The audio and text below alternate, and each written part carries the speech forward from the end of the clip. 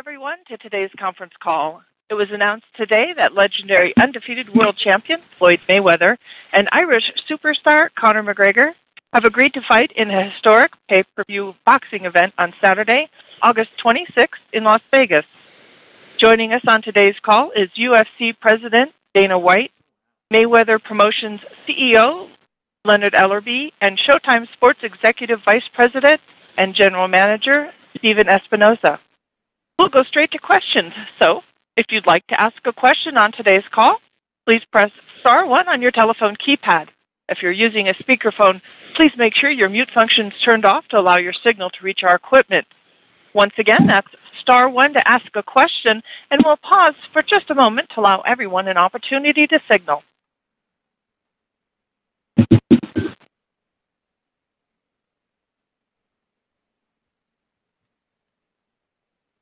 If during the call you find that your question has been answered, star 2 will remove you from the queue.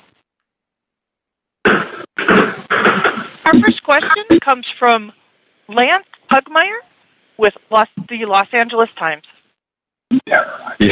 Dana, how you doing? I wanted to ask you if you can elaborate on the point of putting Conor in this fight against Floyd. If he loses, a lot of people think he's going to lose convincingly. Does it or does it not damage the UFC brand? No, absolutely not. At the end of the day, these two guys wanted this fight. The fans wanted this fight. And, Conor is a mixed martial artist. He's going into a boxing match with arguably the greatest boxer of all time. I don't think it damages the brand or Conor McGregor at all. I think it actually elevates Conor McGregor. The fact that this kid who has so much to lose is willing to step in and is absolutely confident that he will win this fight. I think it's one of the many reasons that people love Conor McGregor. And, win, lose, or draw, it'll be one of the reasons that people continue to love Conor McGregor. Yeah, Dana, I know you're a tremendous boxing fan. You followed the sport for years. When you look at Conor's work standing up against Jose Aldo, Nate Diaz in the rematch, and Eddie Alvarez, what does that mean toward a fight against Floyd Mayweather? Right. I mean, listen, is he, at the level of a Floyd Mayweather as far as boxing standards go? No. But the kid, first of all, is a southpaw, and people can, argue one way or another. Floyd, traditionally, if you want to say there's ever been a kink in the armor with that kid, it's with southpaws. And Conor McGregor is an absolute knockout artist. When he hits you, you go. So it's part of the fun of this fight. Is Conor McGregor in a 12-round fight going to be able to touch Floyd Mayweather? Yeah. Thank you so much. I know a lot of other guys want to talk. Thank you. Our next question comes from Kevin Io from Yahoo Sports. Hi, guys. Congratulations on getting the fight done. I will throw this out for all three of you to answer, but I know the Mayweather-Pacquiao fight grossed $600+ million. Do you think that this fight has a chance to hit $500 million in one night?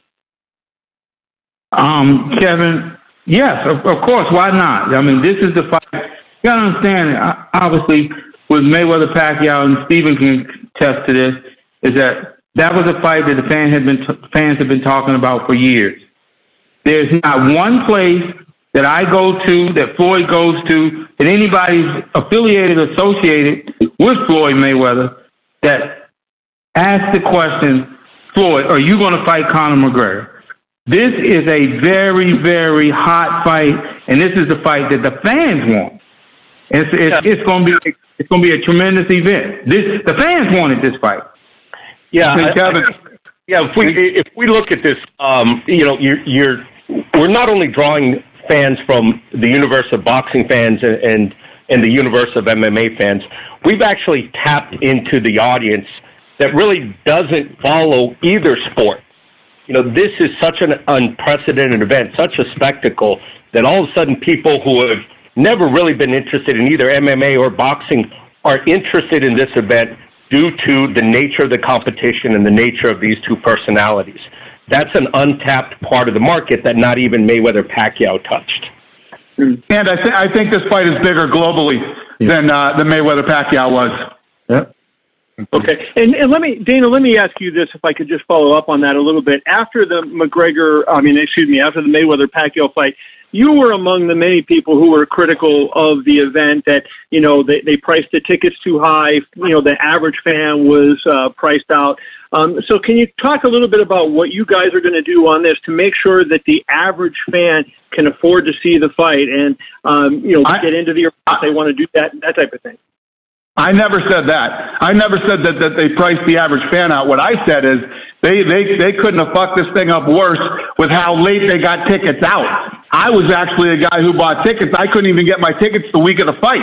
And, it became this thing where it was almost so impossible to get tickets after you had already paid for them that people started canceling their rooms and all kinds of things. The beautiful thing about the disaster that was that fight is I think everybody learned from it, and it won't happen again. I think that the fight was so big and everybody was so crazy and rabid about it that a lot of mistakes were made that cost them money, which is hilarious to say because it's the biggest money-making fight of all time. So, as bad as I think it got screwed up in some areas, they still did okay on it. So, I think that we gained from the mistakes that were made and the knowledge that they have now of what went wrong with that fight. Good. Thanks, guys. I'll let someone else get in. Our next question comes from Don Rafael with ESPN. Hello. Thank you, everybody, for taking this call. I had a couple of questions. Whoever can answer that would be, I'd appreciate it. I just had a couple of basic questions on the overall event. First off, how much is the pay-per-view going to cost? Have you set that price yet? We haven't yet. The deal got done. The deal is done, and now, all the business will be handled now, but we haven't really got there yet. You know that the Pacquiao-Mayweather fight, Dana, was like $100. Are you thinking in that realm? It was a real big pushback, even though it did a big number. You think you're at that price or lower? When you talk about super fights, this is a super fight. Two different guys from two different sports, going in and putting it on the line. And obviously, you can't charge what you would normally charge for a pay-per-view. I get it. And saying that there was pushback on the Mayweather-Pacquiao fight, there was anything but. It's the biggest fight ever in the history of pay-per-view. And as much of a clusterfuck as I said the ticket situation was, people were rabid for tickets. I bought 10 tickets to that fight. That's the worst thing about it. Dana, will you do things to promote this fight on your UFC programming? That's obviously not boxing, but you're going to have, TV shows and such between now and August 26th. Will you do promotion of it on your programming? Yeah, Showtime is the exclusive distributor of Floyd Mayweather's fights, but they were kind enough to open the gate and let us do some stuff too. We're going to do UFC Embedded like we do for our fights and a couple of other things. But at the end of the day, Showtime is running this show. So I won't see a promo on like your next UFC live show on FS1 or something. What's that? Would I see something like? Would you mention it or have a promo for it on your? When it's you have a live event? Oh yeah. I'm gonna promote it through all of my through all of my inventory and everything that I'm doing. But as far as actually producing TV shows and doing all that type of stuff, Showtime is the exclusive. But they've been kind and opened the window and let us have some fun and do some things too. Yeah, this is it's an event that got done so quickly simply because there's been a spirit of collaboration and partnership on this. So you really, we're all pulling in the same direction. It's going to be a massive promotion. Can you also answer, this is something I know has always been important to Floyd. If you could just address what the drug testing situation is for this fight, whoever has that, maybe Leonard knows. Yeah, you saw it. So much respect for Floyd Mayweather, because let me tell you, in the negotiations when we were talking about it, I said, Conor is right now in the USADA program and is being drug tested right now. As soon as the deal's done, they absolutely didn't even flinch about drug testing. So much respect to Floyd on that. So it's going to be the same sort of USADA that Floyd's done for many of his recent fights. Yeah. Okay. And one other thing, I don't think this is an issue, but this is something I've been asked by other people, so I'm going to throw it out there. Is there any kind of language in this agreement that what might happen should Conor have a brain freeze and just start throwing elbows and kicks? Oh yeah, that will not happen. What's the penalty? That will not happen. I mean, first of all, obviously, that is absolutely in the contract. Number one, and number two, if this is a boxing match under the Nevada State Athletic Commission, under the rules of boxing, and I mean, when you talk about a guy of Floyd Mayweather's level and value in the sport and things like that, I mean, the lawsuit, if that ever happened, would, you know, Conor likes money, man, and Conor would depart with a lot of money if that ever happened. So, yeah, that will not happen. Gotcha. Okay, guys, thank you very much. Thank you. Our next question comes from Damon Martin with Fox Sports. Hey, guys, thanks for the call. Dana, I know you talked to Conor this morning. You said in a couple other interviews. I mean, what is his attitude about his future with the UFC? I mean, how confident are you that he will fight again this year? I mean, I'm pretty confident in the conversation that I had with him. He's fired up for this fight, and he's excited to fight again and defend his title by the end of the year. Nothing is a guarantee. You can't be guaranteed anybody's ever going to fight again. So, you know, but if you look at Conor and the type of fight, the reason that this fight is so big and the reason that he's such a huge superstar is because this guy will fight anybody, anywhere, anytime. He's going to step in and fight Floyd Mayweather under boxing rules. These are the reasons that people love this kid. You know, I got all these guys crying about, oh, Conor McGregor this, Conor McGregor that.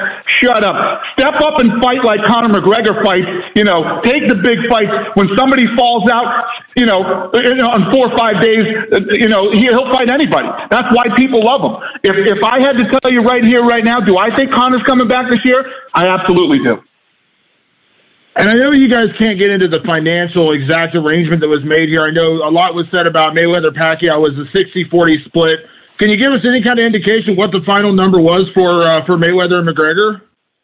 We have a confidentiality clause in place, and the financial details will not be disclosed. Nobody's bummed out about this deal. I promise you that. Everybody's happy. And one final question for the undercard. This will all be boxing, and I assume that maybe this is best question for Steven ESPINOZA, but I assume this will all be built, you know, with Mayweather Promotions, completely boxing. Like, there will be no other crossover fights. There will be no other UFC guys involved with this card. Well, you know, the undercard, in terms of the televised undercard and the pay-per-view, will absolutely be a straight boxing card. But it's a big card. There might be some interesting things that we do with the prelims. You know, that's something that we're going to come together on and really hope to make it an entertaining day, not just, you know, 3 or 4 fights, but an entire entertaining afternoon and evening of legitimate fights all around. Awesome. Thanks very much, guys. Thank you. Our next question comes from Jack and Carnicao from the Boston Herald. Thanks very much. Stephen, considering Showtime's going to control the production, is Morrow going to call this fight? Who's going to be on the call? You know, we are controlling production, but this is very much a collaboration. You know, obviously Morrow's our go-to guy, and has a history in both boxing and MMA. But we're going to sit down with both Dana and his colleagues, as well as Leonard, and put together the team that makes the most sense for the good of the event. But Dana, would you like to see some UFC announcer representation on the call? I don't know. We haven't really got into that yet. Like Steven said, we're going to talk about it and we'll figure it out. I don't have a problem. Listen, at the end of the day, Showtime put up a lot of money, you know, to get Floyd Mayweather over there and to promote his fights and whatever they want to do. They've been very, very, very fair in this negotiation and letting us do things that they absolutely did not have to let us do. So I'm cool with anything. Dana, you're looking forward to doing, from what I'm reading from Steven there, an afternoon UFC card the same day as the event. Is that what you're thinking? I didn't go that far. I just said, he didn't say that. He didn't say that. No. There will be no UFC that day. This is a boxing day. Okay, great. Dana, to what degree would you expect Conor to kind of frame this up in the interviews ahead of time? Is, you know, MMA being a superior fighting sport to boxing, kind of framing it as MMA are real fighters and boxers are just boxers. Do you expect him to put it that way? Well, that the reality is MMA is MMA and boxing is boxing, and he's stepping into the boxing arena. It doesn't matter if they fought out in the street, what would happen. He has agreed to come in and box Floyd Mayweather, so it is what it is. I don't want to get too sidetracked on this, but I think the best analogy to use here is it's NASCAR and Formula One. NASCAR is not going to replace Formula One. Formula One is not going to replace NASCAR. You see some crossover. A driver from Formula One will try NASCAR. No one makes a big deal about it. They say, "Oh, that'll be interesting to see how the skills transfer." I think that's what we're talking about here. Great. Sorry, go ahead. And Floyd Mayweather and Conor McGregor are such unique individuals and so dominant in both of their sports and in every way, shape, and form. It's a fun fight, and like Leonard said earlier, this isn't some fight that we went out and tried to make or build or anything else. This thing built itself. This is a fight that started from the ground up. The fans wanted to see this thing. The media went crazy about it, and here we are. Finally, for Leonard. Leonard, when did Conor first get on Floyd's radar? Was there a fight he won or an appearance he made that made this all of a sudden start to be a real thing? Well, I can't exactly remember the time frame, but the kid, he's been making a lot of noise, and I had watched the fight or something, and I was telling Floyd, I was like, this kid got a nice hand game. And Floyd thought, he said, yeah, he do got a nice hand game. So again, this is a fight that Floyd is taking very, very seriously, because we all do know all it takes in boxing is one shot, and it don't have to be a clean shot. A guy with that kind of power, he can nick you, and you can be buzzed. There's been a few times in fights in Floyd's career that he might have been buzzed in a fight, but nobody never knew. And there's been a couple times that he's been buzzed in a fight. So the one thing about Conor McGregor we do know is that you got to pay him very, very close attention, because when he touches people, they fall out. Thanks, guys. Our next question comes from Brian Campbell with CBS Sports. Hi, Dana. You made a pretty large 180 in terms of not supporting this fight originally, saying it would be an epic fail for Conor if he went down this road, and then supporting it. So how much of that had to do with the idea of this being financially beneficial for the UFC to pay off debt after the sale last year? I didn't say that this would be an epic fail for Conor to go down this path. That was something else that I was talking about. What was the question about the debt? How much does this have to do with the UFC receiving money to allow this fight to take place? Listen, if you're going to ask me stupid questions, at least get your questions right. First of all, I didn't say that this would be an epic fail if he went down that path. And what we were talking about something else, because Conor and I were actually butting heads on something. That's when I said that would be an epic fail if he went down that path. Number two, as far as the debt goes, Conor could fight twice this year, and we're going to do fine anyway. This is a fight that Conor wanted, Mayweather wanted it, and the fans wanted it. So we're doing it. So if you're going to ask me a stupid question, at least get it right. Sorry, I meant epic fall, not epic fail. But Leonard, from your point of view, Dana has said this would be a fight contested at 154 pounds. What went into that decision for Floyd? We had no issues with fighting Conor McGregor at 154. It's a fight, and it's going to take place at 154 pounds. What were the biggest points of contention in the negotiation for anyone? There really weren't any. The thing was actually really smooth. It's one of the smoothest that I've ever been involved in. Me too. And I heard that.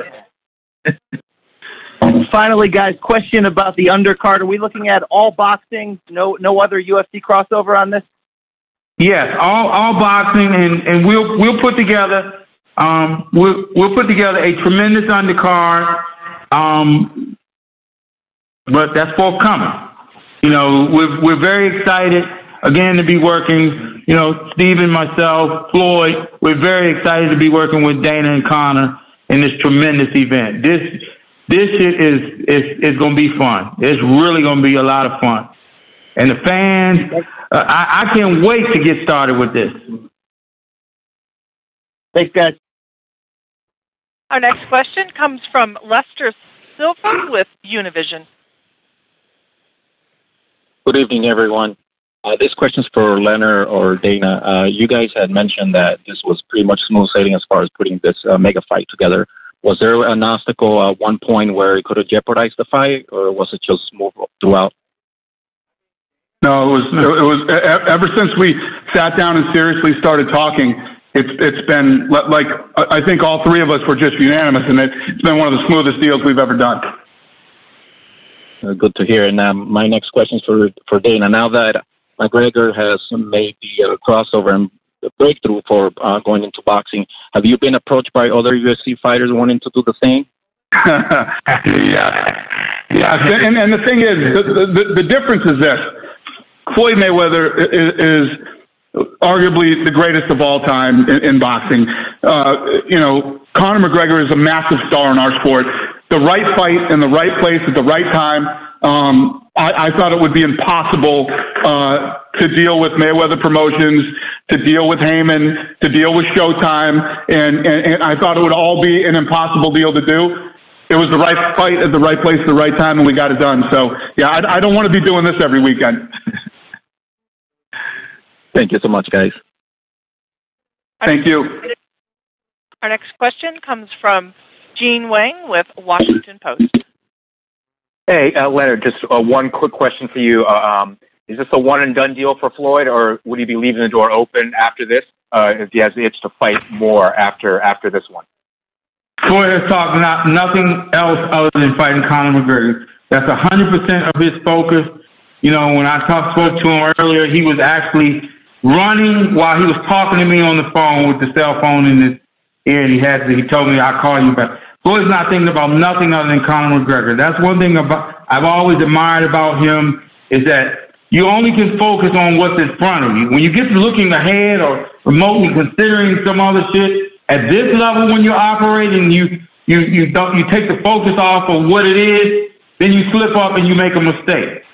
All Floyd is thinking about is fighting Conor McGregor and whipping his ass. And Leonard, you can interrupt me and call me a liar if I'm saying this incorrectly. But at the time when all of this went public on social media, Floyd was a little behind Conor's tweet.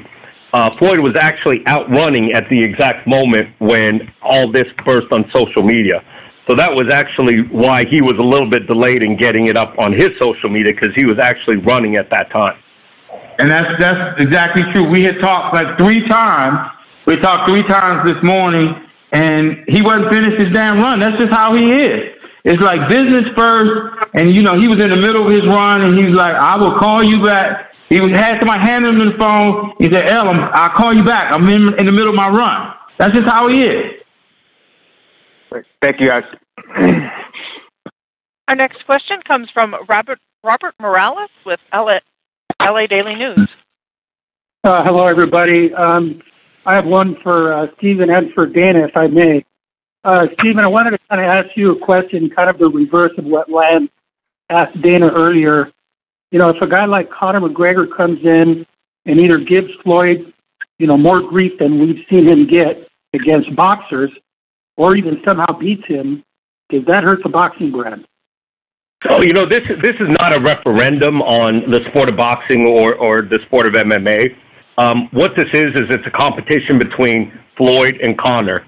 And if Conor is victorious, what that means is that Conor beat Floyd, and we have, a really interesting potential rematch maybe down the line. But that's all it means. It's not a victory for one sport or the other, regardless of who wins. Gotcha. Thank you for that. Hey, Dana, I know you think a lot of Conor, and I've spoken to a couple of people about him. They say he's got this really tremendous fighting spirit. Can you just tell us a little bit about him in a nutshell, about that fighting spirit, and maybe where he ranks with other great MMA fighters that you've promoted? No, I agree. It's absolutely true. And I think, you can't help but feel it. And it's what makes, when you're a true fight fan, You don't mind hearing about the money and all that other stuff as long as it's a guy that loves to fight and he's willing to challenge himself against anybody out there. You know, fights fall out. I've got all these situations, you know, over the last several years when a fight will fall out and we got these guys that are supposed to be the biggest, baddest guys in the world. They claim they're the best in the world. They're the world champion, whatever it might be. They're not willing to step up and take a late-minute replacement, you know.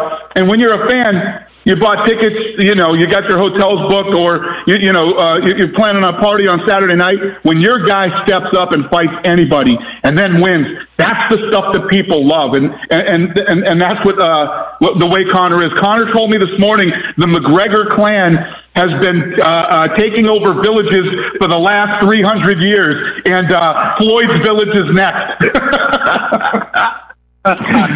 Hey, Dana, thank you for that, brother. I appreciate it. Thank you. Our next question comes from Daniel Austin with Post Media. Hi, guys. I'm not sure who exactly this would be for, but obviously the promotional side of this fight is going to be something that people are really interested in. Do you know when we'll get to see the two of them sort of in the same room or doing a press conference together? We're working on that now. We got the deal done, and now we're getting all the business done on how this is all going to work out. And obviously, this is new territory for me. You know, I'm not used to working with other people on doing this stuff. So we got. I figure in the next probably 6 to 7 days we can get this stuff figured out and have a lot more answers and start getting the ball rolling on a lot of this stuff. It seems like International Fight Week would make sense. Do you imagine there will be events surrounding this fight there?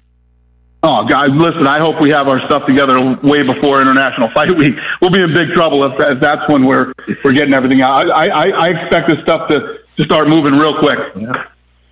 Great. Thank you. Thank you. Our next question comes from Vladlik with Ring TV.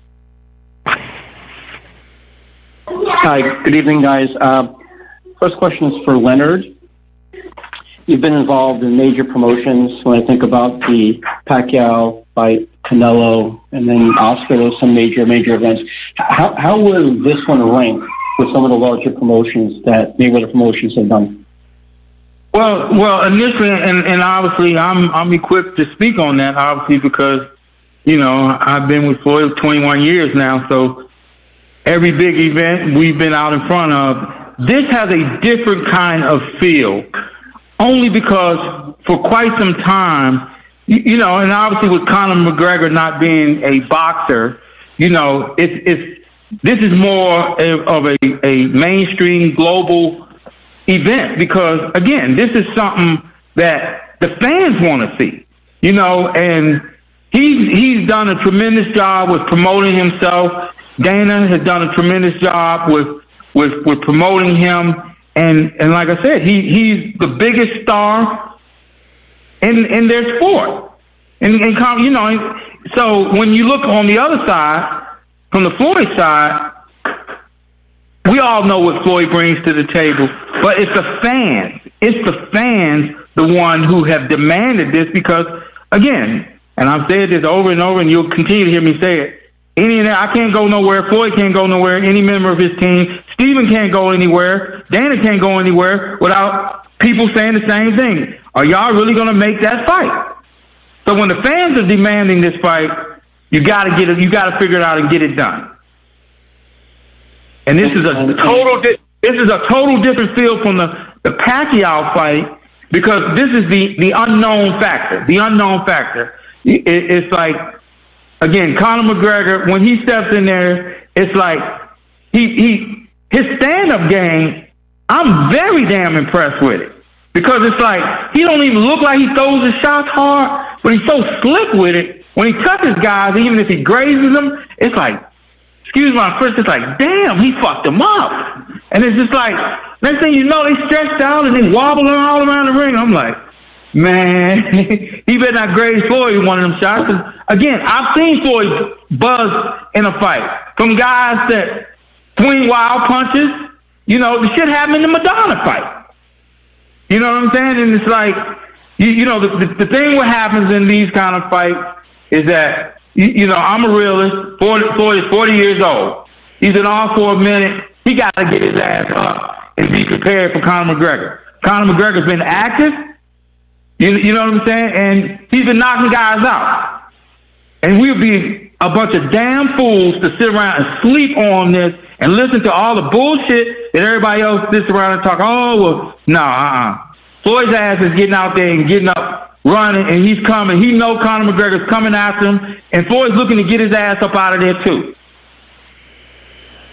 Right. Thanks, Len. One question for Dana. The characteristics you were talking in reference to Conor, he's backed it up. He's validated it. He's, taken the last minute fights and won and backed up his talk. How would you describe the feeling for him on this particular stage? In the past few years, he's the man when he walks into the building, and now he's got to share that limelight and be on the biggest stage. And, you referenced earlier to your point, he's 28 years old. What do you think? How do you describe that feeling for him to kind of not get blinded by the lights in this case? Yeah, he never does. It's one of the things that makes him who he is too. This kid eats pressure like nobody I've ever seen. From the minute we found him and started building him and taking him to these different, like every fight he had, next level, where he was the guy and the whole thing was riding on his back. He handled the pressure very well. And this one, he's not sharing the limelight. We're stepping into Floyd's world. This isn't our world. This is Floyd's world that he's stepping into. So it's just I'm really excited to see how he handles it that night. I'm really excited to see his game plan. How he when he starts executing that night, his game plan of fighting Floyd. I'm always fascinated by Conor McGregor, and I've been saying it all day, and I'll be saying it for the next couple months. I stopped doubting this kid a long time ago. So it's going to be fun to watch. Great. Thanks, guys. Have a good night. Thank you. Our next question comes from Salvador Rodriguez from ESPN Deportes. Hello, everyone. This is for Stephen Espinoza. Stephen, what is your expectations for the pay-per-view numbers? Is more like Mayweather Pacquiao or Mayweather Canelo, 2-3 million? I don't know. I mean, to tell you the truth, the sky is the limit. We have what is truly an unprecedented event. And when you have that, really, there is no precedent. There's nothing to compare it against. We've never seen this kind of competition in the ring. We've never seen these types of personalities get together in promotion. And we've never seen a combat sports event or really a sporting event of this magnitude. So, what that means, we're going to have our calculators ready and all the batteries charged. The sky's the limit. Thanks so much for Dana White. Dana, do you know if Conor McGregor will be working with any special boxing trainer for this fight? Is Mayweather? Yeah, Conor McGregor is working with a bunch of guys over there in Ireland. You know how he is about Ireland, man. He says everybody thinks they're, you got to go here or go there because the best this and that. And he's like, we the Irish over here got our stuff together too. So he's very serious about being Irish and keeping it all Irish. So I don't think so. Thank you so much. And finally, for Leonard Ellerbe, how much do you believe, Leonard, that the Floyd increase his legacy, his boxing legacy with this fight? This is the fight for past Marciano with 50 victories in boxing. Repeat that again. How much do you believe that Floyd increased his boxing legacy with this fight? He's looking for the 50 victory in Saturday in August. How much is he risking his legacy in boxing right now with this fight? Oh, he's putting it all on the line. He's putting it all on the line. And again, this is going to be a great fight, and we're very excited to see it. That's okay. Thanks so much. Our next question comes from Jim Edwards with Champion. Yeah, hi guys. Just a very quick question about the weight of 154 pounds. Was this the weight that was originally offered to start off with, and which camp kind of came up with that weight to begin with? That's a good question. I don't actually remember. Do you remember how that? Yeah, but 54 was no problem. You know, it came up. We'll just say it came up. It's no problem. Floyd said, no problem. I'll fight him in 54. No problem. I don't want no catch weight. I'll fight him in 54. Great stuff. And Dana, just another quick one for you, actually.